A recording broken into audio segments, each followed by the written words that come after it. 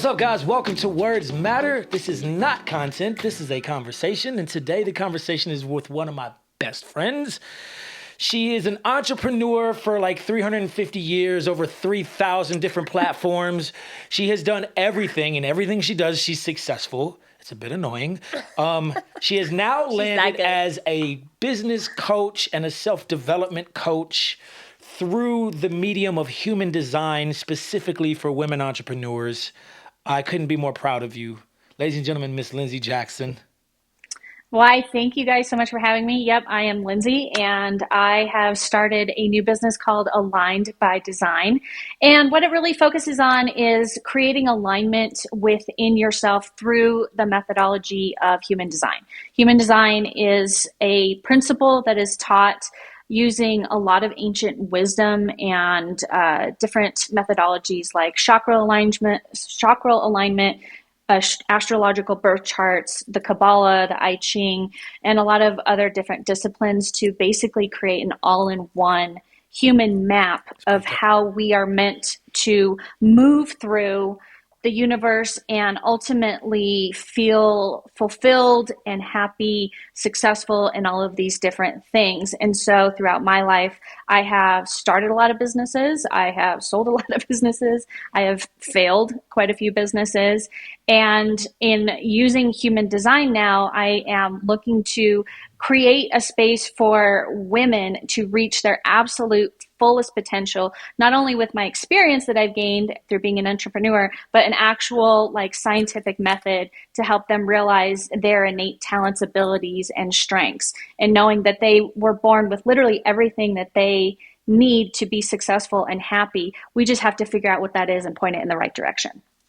Ooh, I like the sound of that. That's vibey. Yeah, I'm so excited for this next venture and to see where you take it. And I think all of that, like your entrepreneurial experience and the human design focus, is what makes you a perfect guest for this week's topic. So this week we are going to be talking about the story that we tell ourselves. Girl, I be writing. Oh. He's busy. But sorry. I have a lot of stories, actually. Yeah, exactly. I'll be out here writing, but go on. I mean, let us know. I got a lot of stories about you. Listen, you need to, and we lost. You guys connection. handle that I think offline. we just lost connection. Yeah. Words matter is exit the chat. Yeah. But go on. Tell us more about what you mean by this. Sorry. Yeah, so the story we tell ourselves. So think about a time when you observe or experience someone else's behavior and it makes you feel anxious, stressed, and you don't understand it. And so you start making up a story about why they're doing a certain thing, and it becomes this big emotional experience, and you're really worked up. And now you're having a bad day, right? All because someone did one little thing. And this story may be based in reality or not. And so the example that I like to give is just a simple one, is your partner hasn't texted you back all day, right? They usually text you, haven't texted you back all day, and you start to spiral. You start to think they're not interested in talking to you, or they're mad at you, or something like that, and you're spending half the day telling yourself this story when in reality they just were busy, or their phone died, or some simple explanation, right? And so we're really going to dive into why we tell ourselves these stories, where they come from, and then how to kind of manage our way through when we do feel ourselves starting to make up these negative stories. Yeah, and I think the thing that I've been saying for years, and I think this is the perfect episode to drop this one, is human beings can convince themselves of anything. Mm-hmm. This is the truth. So like what you tell yourself repeatedly will be. Mm-hmm. It's just what it is. So using that example, let's make it just slightly different. If I'm texting Brescia, me and you talk quite heavily because we're doing a lot of business, we're doing all these kinds of things, we're good friends. I text you, and usually we have great banter back and forth. But today, all day, it's been like one word, little, yep, sure, no, thumbs up on your, it's all day long. And I'm like, what did I do? why are you being an asshole? Like, why? Like, and this is the story that I start to tell myself. I'm busy. And I get mad or I get upset and all this stuff. And so then it's like, hey, we need to have a conversation. Are you upset? Are we good? Like, what's going on? Like, that's because of the story that I was telling myself. Mm-hmm. And you can convince yourself of anything. When in actuality, you just were on a hike and your phone like had I was not on a service. hike. I'm never on a hike. That's never It's an what I'm example, doing. Russia. I know, but I just need to make that clear for everyone listening that you wouldn't catch me on a hike. So, but that is a great example. So, otherwise, to be clear, she just hated me and didn't want to respond, and that's what it was. you know. Okay. Anyways, okay, Well, Lindsay. that's a story. Yeah, that's one story. Yeah. So, I guess, Lindsay, what's your take on this topic? Well, I think first we have to determine what stories are and what role they play in our lives, because stories are a massively important thing that humans have used throughout our human history, to share knowledge, share experience, create, experiences, educate, inform, and also it's how we understand the world around us. We have an entire book of just stories that people base their entire faith upon. And so these stories are in every aspect of our daily lives. If you look at the news, we're watching the stories about, current events going on all around the world. And so it makes sense that we tell ourselves stories to rationalize someone else's behavior, to understand circumstances and events. And, and we're forming these stories based on our experiences with these people and our experiences with ourselves. And as any other story in history, sometimes we find out that they're just not true. And people have to make stuff up. I mean, a lot of mythology and a lot of religions and a lot of things throughout history were developed because of stories, because humans have this primal need to understand, to rationalize, to validate, to create that sense of comfort and, resolution. Or even, we're answering our own questions when you really come down to it. So when we start telling ourselves stories, it's because we're trying to find some kind of resolution, whether it's within ourselves and we're trying to figure out a way to make more money, to be a better parent, to be a better partner. And we tell ourselves these stories. And unfortunately, when it comes to our relationships, a lot of the stories that we create and form about other people and ourselves are just, they're just not true. So it can either be a very valuable tool or it can also be used as a weapon against people in our lives or even against ourselves. I was just about to say, against ourselves for sure. Mm-hmm. Right. And so having to, like what you mentioned, is like having to pull apart what's factual and what's not, right? Because we don't just like pull them out of our asses. Like there is some, value in learning from past experiences and saying, okay, in the past this happened, so now in the future I'm like learning lessons and adjusting. There's like that, which can be like helpful for just like development and growth and navigating situations, and then balancing that with like the facts and actual data within a situation. And so being able to, because like you said, Lindsay, like we're always going to tell ourselves stories and it's not inherently bad. Our brain is just trying to make sense of things. And it's like, I think part of it's leaning into the skill or ability to step back and decipher between the maybe like emotional implications and the like set of facts that we're working with. Yeah, I think when we talk about the stories that we're telling ourselves, I think to both of your points, it's rooted somewhere, right? And I think that it comes from us and our insecurities and our fears and all this stuff. But I also think it's rooted potentially, and this is the conversation, let's get into it, with patterns that have been built in with that person. For example, Lindsay, when I meet you for the very first time, I don't know you. So if you don't text me immediately, per the example you gave, if you don't text me immediately straight away, you're setting the table of who you are, right, for us to sit at. I'm starting to learn you in the beginning that you kind of take some time to text and this and all that. If you're a quick texter for 3 months and then all of a sudden on a Tuesday, you're not texting back like normal, now there's a story that I have the opportunity to tell myself in a negative way because of what you set up. So I think those patterns play a part of it, but I also think, and it's probably just knowing this group where we're going to go more, is the internal insecurities and fears and things that have played into why you're telling yourself that story, which I think Lindsay touched on the need of story for sure. But I think I would have loved to offer the group is, what do you think our insecurities are that force these stories? Let's talk about some of those insecurities. I mean, everybody has insecurities. We have all been conditioned to respond in certain ways, either by how we were raised, our experiences as adults, teachers, education. We've been conditioned our entire lives. And when we have certain experiences, they become like these core memories and it becomes a part of us inherently. And so we then put that in our toolbox of how we emotionally and psychologically and mentally handle and respond to stress and situations. Now, when it comes to, if you want to start getting into concepts like human design, it's actually a really powerful tool because you can look at somebody's human design chart and see why they respond to situations the way that they do based on how they're coded as a person. But I mean, to get back to your point, yes, we do teach the people around us how to treat us. And we set expectations and we set boundaries and we set things like that. And then it all comes together in this big melting pot of unique characteristics that are already deeply ingrained in us, combined with conditioning, and then mixed in with their combined, relationships and conditioning and their own personal ways of handling stress and communication. And it becomes very convoluted. And so, the only way for us to navigate that is to go through all the different scenarios of what could possibly explain certain situations and behaviors.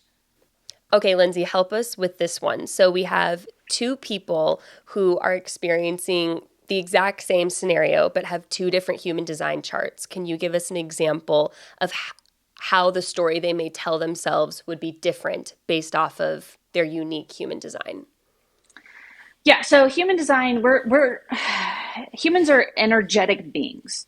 That's well known. We can measure it. That's why the whole movie The Matrix was based on humans being turned into batteries, because we are energetic beings. We generate energy. And literally, based on your human design chart is how you determine what energy flows through what parts of your body, where you actually generate energy from within your body, and the paths that it takes. And so depending on these different paths is how you perceive and also process information that's coming in through the world. So for me, we could be in the exact same situation, and I'm going to process that information through an entirely different center within my chart than you will. And so I may see it more as like a logical type thing. You may see it more from an emotional standpoint. You may be like, well, this is how it's going to impact everybody around you. And I could be like, yeah, but this is how it's going to impact that person specifically. And this is why it's important. That's how, we as human beings. Can we give an example of like emotional response versus logical response to what's an emotional story that we would tell ourselves? I think one would be like with a platonic situation, you didn't get invited to something. Like your friends, you see on Instagram, like your friends post a picture and they're all together and you didn't get invited to something. And so what's the story you're telling yourself? And it's an emotional thing, yeah. So, if we're doing that, then also with that same story, what's the logical story that we're telling ourselves? Because you're saying two different human design charts based on where their energy source is. Your energy source may make it logical. My energy source may make it emotional. That actually probably tracks. And the story that I'm telling myself would be vastly different, right? So what are the examples here of an emotional versus a logical, the actual story, I guess? I mean, it just depends. Like for me, if I saw that everybody was going to a party and I didn't get invited, I'd just be like, well, I wasn't going to go anyways. So Now that's So- on some They Aquarius read shit. the room perfectly. Yeah, that's some Aquarius shit right there. They read the room perfectly. They didn't say I wasn't you gonna because even they go. knew, bitch. They were they know. They're like, well, we could invite her, but we know that she's not going to come, or she's going to say that she's going to come and then find an excuse not to come. There's So stories being I'm told on both sides at this point. Yeah, For exactly. sure. absolutely. And so I'm not gonna be offended at that, because it's like, oh, phew, okay, one less thing that I have to devote energy to try and figure out how to get out of, or to just unfortunately just disappoint somebody and be like, just blatantly be like, nah, I'm not going. And to your point, to both points, right? Like the emotional side, if I'm not sure, it depends on who it would be. If it was like a really close friend, yeah, I'd have an emotional story telling myself straight Yeah, up, I like, think I would too. like, yo, like, I thought we were really close. Like, even if you didn't want me to go, or like, no, that's me articulating it. So like, no, the story I would tell myself is like, yo, why the fuck didn't she invite me to the thing? Like, even if she didn't want me there, she could have been like, yo, I got this thing. It's not right for you, but I'm gonna tell you all about it tomorrow. Bitch, it's gonna be dope, blah, blah, blah. I wish you could come, but you can't. And then, like, the fact that you didn't even bring it up and you went, like, what's wrong? What did I do? Like, I would absolutely be telling myself an emotional story, for sure. And what's interesting about that is you're telling yourself, like, you're asking, like, why didn't they want me? Oh, they did. Is making an assumption they didn't want you there. But then you're also projecting what you think their behavior should be. Correct. You're like, oh, they should have texted me and said, like, or whatever, given me background on it, and I'll catch with you later. The other person may not function that way at all. They're like, I'm going to this thing. I'll catch up with John later. He doesn't need a play-by-play. So It's like, whatever, but that would have helped you. So I guess there's two parts of that, right? Yeah, for sure. And we've talked about this before, right? So like, love your thoughts on this as well, Lindsay. But like, my belief is that like, people show up to something for people, and how they approach something is how they inherently expect everybody else to show up and approach things as well. It's because it's in you that you just innately believe that's how it's done. And it's not. Like, for example, let's use you as an example. I'm going to this thing and you're not coming. I'd be like, yo, I'm going to this thing. I wish you could come because it's going to be a vibe. But you can't come because it's kind of like a guy's thing. But like, yo, this is a vibe and I can't wait to and I'll probably text you from the party, blah, blah, blah, blah. You're more of the person that's going to be like, let me tell you what happened last night. But like, and I'm over here like, bitch, I know what happened last night. I saw your Instagram. And like, you just don't approach it that way. And it doesn't even register for you. That is two complete different approaches. Maybe it's because of our human design that plays a part in the stories that you're telling yourself, because again, we innately expect people to show up and approach things the same way you do, unless you're doing the work and actually trying to develop that. And that is a journey. That's a journey that I'm still on, for sure. For sure. Because it causes That's a journey that a lot of people, a lot of people don't even want to start that journey. And, it's like, I get that. And John, you and I have had this conversation many times about expectation and why expectation is literally like one of the thieves of joy, because putting your expectations and what you would do in a situation on someone else who is not you, does not have your experience, does not have your coding. Like, I have certain channels and gates and energy centers in my body that are specific to communication that are not activated. They're just not there. So for me, as somebody, if I'm going to something, I am probably not going to tell anybody. And I am probably not going to invite anybody unless I explicitly had a conversation with them about that. And if they didn't invite me to something, I'd just be like, dope. Okay. How was it? Did you have a good time? I love that for you. And so that's it. There's a lot that goes on there. From a psychological standpoint, I really think it's unhealthy to put expectations on other people, because all you're doing is making yourself miserable. It's like drinking poison and waiting for the other person to die. Yeah, so this is why you and I have had and this is a whole nother episode, and we should do it.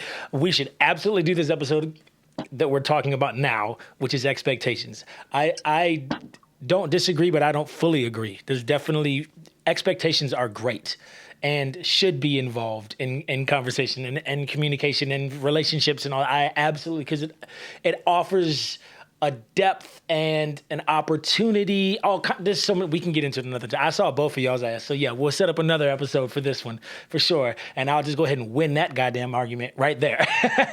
Nice. You keep claiming you win this argument, and you have not won this argument. Not once have we walked away from this conversation thinking you won that argument. I've never had this conversation. Not a single time. We've had conversations I'm like pretty that. sure that my going away party, we kind of got into this a little bit. I know that I had quite a bit of wine, but I was there. We were there physically, emotionally, but you just and said mostly that both mentally. of you don't have that level of, it's not in your gait and your channel to communicate. I don't know, I'm just talking shit. Totally. No. But I think, like, the root of this, though, is, like, why do we even care about the stories we're telling ourselves? Like, the reason we care is it causes a lot of turmoil, right? It causes anxiety and stress fallout, for sure. and anxiety. And so it's like, that is why it's worth going on that journey, right? We're saying it's hard. We're saying it takes a lot of work, sure. but it's worth it because otherwise you're living in a lot of anxiety. You're having these expectations that you're placing on people that are not ultimately getting met. And I don't know, that's not a life I want to live. And I don't think that's a happy state for many people, right? Totally. First of all, I think I need, just for the room, I need to clarify that I'm not like out here just having emotional stories every minute of my life. Just because I didn't go to that party doesn't mean I'm like hitting everybody up. I'm just saying. Let me just clarify that. But yes, I definitely feel like there's some fallout, right? It causes internal anxieties. It causes stress. It causes strain on that relationship if you don't know how to recognize it, if you don't know how to articulate your thoughts, if you can't communicate. I think another tool, sounds like human design, would be very, very good in any kind of relational setting. Understanding that you do this because it's your coding and I do that because it's my coding will absolutely lean into the relational intelligence on how we both communicate and navigate difficult situations and all those different things. Would you agree? Is that... Absolutely. And I mean, just in our friendship alone, I have a lot of words that I use all the time. And Well, I words kind matter. of just, they do matter. But unfortunately, I probably use them too much and at times when I'm really not supposed to. That's a story that I've been told my entire life is like, you're no filter, you're too honest. Like you just say things at an inappropriate time and I can come off as being aloof and insensitive because I'm just stating what I see. Sure. And it doesn't even occur to me that this might be hurtful to someone's feelings or maybe they're not ready to hear this. And I'm like, I'm one of those girls that's like, oh, you're mad about what I said? Okay, well, you go heal from that and let me know when you're over it because I don't care. But with you and I specifically, there will be times, and I've learned this over our friendship, where you're in a space where you're trying to process information, maybe you're feeling a bit yellow, you're feeling a bit, chaotic, and you're trying to sort through your own stuff. And I can see what's going on because I've got that 300-mile aerial view and I'm like, and I have to be like, well, I could tell you what I think, but you're not in a space to hear that right now. And that's something that I've had to learn how to develop through the course of our friendship because it's like, at some point you're going to be in a space where you're ready to have that conversation and you want to hear that feedback and get that alternative perspective that will help you, gain a better understanding of the situation. But in certain moments I have to be like, Linz, it's just not the time. He doesn't need the bullet point list of what's going on yet. He needs to talk about it. Yeah. Exactly. Yeah. Like, instead of, just hitting it with you hard, I'm just going to, give you little bits and pieces or wait until you come back to me and you're ready to have that conversation. And that's something that I've had to, really work because I know how you are and I know how I am. And I've had to, go on this journey to develop those communication skills so that, I can show up for you in the way that you need it at that exact moment. So we do have to make those compromises and shifts and adjustments for the people in our lives that we do. Yeah, of course. Yeah, of course. And that's literally That's literally, again, one of our pillars is relational intelligence, right? And it is because of that in those times of need, I come to you, right? Because you hear me, you see me, you understand me, you know how to get through to me, you know when to pull back, when to go deep, you know when to check me on my shit, you know when to call me out, you know when to give me love, you know when to send me the weirdest floaties ever. Like all the things on earth, that's a whole story. Like all those things happen because of the relational intelligence that you've developed, and it is definitely different to each person, right? And so I think the stories that we tell ourselves lives inside of some of that relational intelligence because it is specific to each person, right? Which is what we said earlier. Well, I completely agree with all that. I think this is an interesting perspective I read about, though, that kind of counters it slightly, is that it's like attribution bias. And so the idea that like when you do a behavior, you assume, like, let's say you're running late. Like, you assume it's because of traffic, right? Because there's traffic, I'm running late. Whereas if your partner's running late, you're like, they're irresponsible. So you attribute your things to like a circumstance and their behavior to a personality or behavior, like an ingrained behavioral thing, right? And so there is elements of that, right? What we're saying is having that relational intelligence to see what is like part of their personality, their human design, their astrology, or whatever, like format someone uses to understand themselves versus what is literally just behavior as a result of circumstance. And sometimes when we're telling ourselves stories, it's easy to fall into everything's a personality thing versus like, again, factual, there's traffic. That's why they're late. It's not because they're irresponsible and don't give a shit about my time, right? Yes. I think there's just two sides to that, right? Lindsay, I don't know what you think. I mean, there's something that after I got divorced from Charlie's dad, and I was really in a bad place. And I was angry, I was bitter, I was upset, I was heartbroken. I was just really, really, really upset with my ex-husband. And I ended up going to therapy because I was not well. And one of the things that my therapist said to me that changed my entire perspective on pretty much all my relationships is people don't do things to you. They do things for themselves. And when you really understand that concept, he didn't, do what he did in art that ultimately led to the end of our relationship.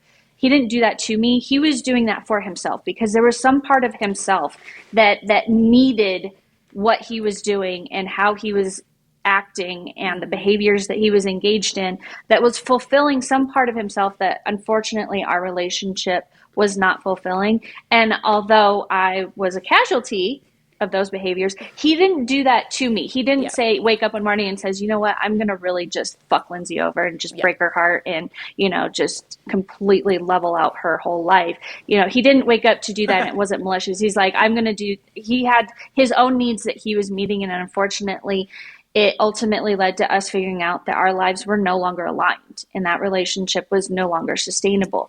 And when I looked at it from that point, it almost made me feel sorry for him. Oh, wow. And it gave me a deeper sense of empathy when you think about like, oh, somebody showed up late. Well, they didn't do that to me. They weren't like, you know what? I'm going to show up 10 minutes late because I know it's going to irritate the shit out of this person. Nobody does that. They're like, I need an extra 10 minutes because I really just don't like the way this one hair is looking, which is actually a thing today. I'm like, why is this one hair straight and the other ones are not? Hair looks so I need perfect. an extra. So I'm like, I need an extra 10 minutes or, like, oh my gosh, my cat just threw up on the carpet and I'm not just going to leave it. So I need 10 minutes. And so like you're rushing and it's like, so all these stories that we create are really not for our own benefit. Like I know that we tell ourselves them, but ultimately in the end, we end up creating a lot of tension and just bad feelings and energy within ourselves and in our own relationships, I think, when we do that. Totally. Yeah. And I think, we've touched so much on, I think, one, the idea of like, you need to recognize when you're like telling yourself a story, right? So it's like, you're starting to spiral, you're starting to feel that anxiety. So like, recognize that it's happening. I think like second, being like ground yourself in reality and the facts and like potential alternatives, and like shifting the story. Like we're telling ourselves one thing, but are there other different stories that could exist? And then I think like the last thing, and that I think is almost like the most important, is the seeking clarification. And so Lindsay, I'm tying it to what you said, because you're like, it can cause so much anxiety and strife in our relationships. And yeah, if you only do steps 1 through 3, recognize alternate stories and grounding yourself in the facts, but you never actually talk to that person to get clarity, it can create long-term resentment and confusion. And sometimes it really is just as simple as being like, hey, the tone of this text made me, or I literally do say this, where I'm like, hey, can I talk to you about something? The story I'm telling myself, based off the last text you sent me, is that you are really mad and in a bad mood, and it has something to do with me. Is that the case? And usually that opens it up for them to create the real story, and that's what allows deeper connections, healthier relationships, and also like better understand the person and building that relational intelligence. You and Lindsay have year-long, you've been friends for years, so you've had a lot of practice getting to know each other. But if you're in a newer relationship, having these types of conversations helps you build that relational intelligence so you can show up in ways 1,000%. that feel authentic and helpful to both people. Yeah, and it's exactly the way you just articulated it is how it's always worked for me, how it's worked for all of my friends. It's like, hey, just make sure you're leading with vulnerability. I think is very significant. In this situation, don't be afraid to say what that story is and how you feel. And I love the way that I've taken this from you, like set it up by saying, hey, the story that I'm telling myself right now is you didn't want to invite me to this party because you'd rather dance with this person than me, and or I'm too much for you, or I've been in your life for too many days in a row, or what? Like, is that the case? Because if it is, you could just tell me, and I can work through it. But that clarification is incredibly needed for some people. Some people don't need it, but I do believe that it's going to strengthen your relationship because the vulnerability that it takes to have this conversation. I've said it every episode, I think. If you lead with vulnerability, you will be rewarded with a stronger relationship. It's just as simple as that. And I think I totally agree. And I think the mistake when people are articulating that, like you just said, is it's the reason I say, the story I'm telling myself is because some people instead will just come up to you and be like, why are you mad at me? Are you mad at me? And like, there's such a difference to being approached with that question, Are you mad at me? Versus the story I'm telling myself is X, Y, and Z. Is that the case? Which, to your point, is leading with curiosity. Yes, versus, because at the end of the day, you think the person's mad at you. So it's like the same underlying feeling something is there, But the person being approached is going to have hopefully a better response with that. So I think that's an example of being mindful, and where people, I think, sometimes make the mistake in addressing these stories that they're telling themselves with their partners. And also, and I'm going to let you in, Lindsay, because I want to hear your perspective, but also like the last part is, that person that you're approaching, let's say that they're like, oh no, I didn't even think of that. Like, I'm sorry, like that's not at all what was happening. That could be their response, right? Which is typical. Yeah. Also, their response could be like, yeah, I am a little upset, and I'm glad you brought it up so we can now talk about it. Yeah. That opens the door for the conversation. The third opportunity here is, no, that's not how I'm moving, but I actually didn't think about that and how it could have landed for you in that way. So I'm glad you brought it up because I don't want you to feel that way. So like, thank you for bringing that up. Now I'm going to move slightly different based on relational intelligence that I just learned to make sure that this doesn't land that way for you. So there's literally no downfall, in my opinion, of doing this. Sorry, we've talked a lot. Thoughts? No, you're good. I mean, I have a perfect example of this. Oh. It was over Christmas. My mom's birthday is Christmas Eve. Oh, wow. Which is like the worst birthday. Yeah, it sucks. Yeah, I know. That just sucks on every level. And she literally has no birthday. Nobody cares. Okay, got it. Yeah, exactly. And so, the one thing that she really wants on her birthday is we have two traditions. Obviously, we call her and talk to her, and then everybody gets to open one present on Christmas Eve.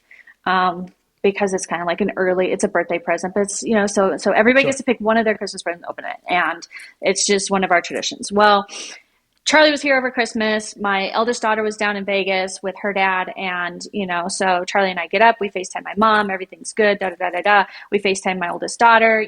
She was getting ready for a party with her boyfriend and doing Christmas stuff. She was busy. And, we're like, are you going to call your grandmother? And she's like, yeah, I'm going to call her after da da da da. Well, she doesn't call her all day. And it finally gets to a point to where my mom feels, because she had an expectation that she would be that first call for her. Mm-hmm. She was going to be that first call, and she wasn't that first call, and the day went on and on and on. And to my daughter, it did not occur to her that she was doing anything wrong, because she's like, I'm going to call her. I'm going to acknowledge this. Mm-hmm. I'm going to create this time and space to, acknowledge that it's her birthday and have that conversation. I just am not going to do it on the timeline that you think I should do it on, which is where the expectation aspect came into it. And it turned into a massive blowout. My mom, totally yelled at her. And then my daughter called me crying and da da da da da. And it was like this whole thing. And it's just like, one, my mom should not have put the expectation on my daughter to call her on a schedule that she felt was appropriate.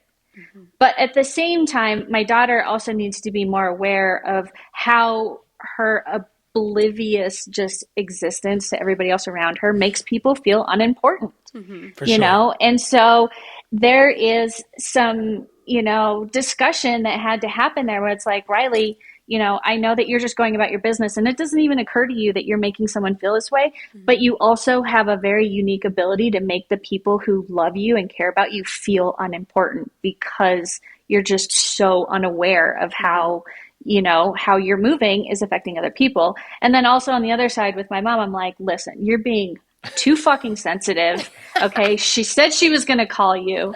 Like, put down the bottle of wine, calm the fuck down, and just like, we're all like you're going to get okay. Your phone call. It's going to be okay. Totally. And so. No, that's a perfect example. It is a great example because to your point, both things can exist, right? Like she does have a leg to stand on to some extent and she was expecting this phone call, blah, blah, blah, blah, blah. So there's something there. And then at the other side, Riley is like, yeah, you knew that she was expected. You could have called, but also Riley has a life and she has things going on. And like, there's things, so both sides. Mm-hmm. And hopefully, this Christmas explosion turned into an opportunity for some relational intelligence and depth for the next thing. All right, so let's land this plane, right? It's been an excellent conversation today. I think Brescia, our life coach, can give us some key takeaways like you always do. So let's get into those.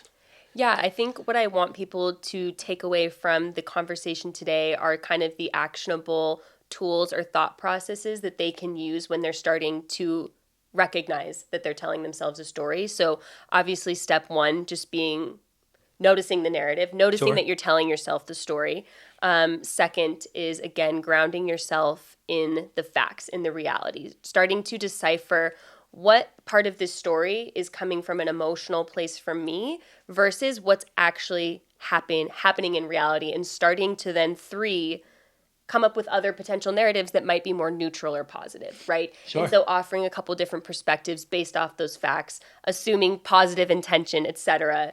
And then that provides some like immediate relief to the potential anxiety you're feeling. And then to really close out the cycle would be then to communicate with that person, approach them. Hey, this is the story I'm telling myself.